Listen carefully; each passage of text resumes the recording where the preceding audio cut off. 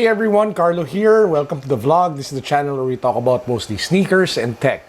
And today we're going to do a quick review of the adidas Yeezy Powerphase Calabasas. If you guys haven't subscribed to the channel yet, please make sure that you do so because we are giving away a brand new Adidas Profire the moment we hit 10,000 subscribers. So what's so special about this shoe? Well, in a sentence, it's the most affordable Yeezy that you guys can buy. And that's pretty much the only reason why it's probably getting a lot of hype and why it's getting a lot of attention from the sneaker community. Because again, most Yeezys, once they hit the resale market, the prices just skyrocket. But for this particular Yeezy, the SRP here in the Philippines is around 6,500 pesos. You can actually get one from resellers anywhere from, I don't know, like 8,000 pesos. If you're lucky, you can even get it at retail price from resellers or even less than the actual price from retailers. Personally, I have two pairs of Calabasas, of the Yeezy Calabasas. This is the first one, which is the all gray colorway. I picked this up at Commonwealth over at SM Aura for retail, so that was at around 6,500 pesos. I've worn this pretty much often, mainly because it's really comfortable, and I'll get to that in a bit. The second pair, I did a quick video on that earlier where I bought it instead of the Adidas D-Rup, is of course this one. So let's do a quick unboxing. This is the Yeezy Powerphase Calabasas in core black. Is the Adidas Powerphase Calabasas in all black. Now, why did I end up copying this particular pair? Let's go back to the first one so I can share with you guys my actual review. There are three things I love about this particular shoe. Number one, it's really comfortable even if it doesn't have the Ultra Boost or the Boost technology of Adidas or even the Bounce technology. Number two, I love how versatile it is because of the overall look and the overall monotone colorway. And number three, like what I mentioned earlier, it's practically the most affordable Yeezy that you can get.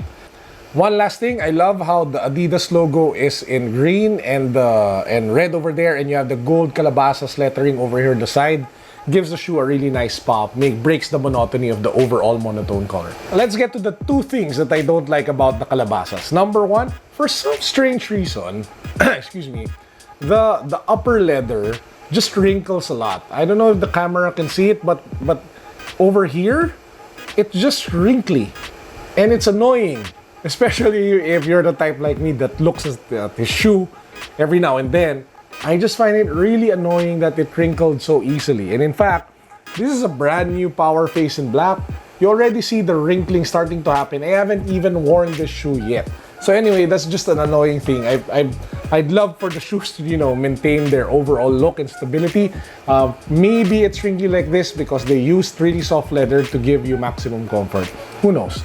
Number two, I don't like how the middle support is so thin, and what happens is the sides slope downwards. So if you have like big feet, excuse me, it really looks like your feet are exploding from the shoe. So that's just one part of the design that I didn't really like.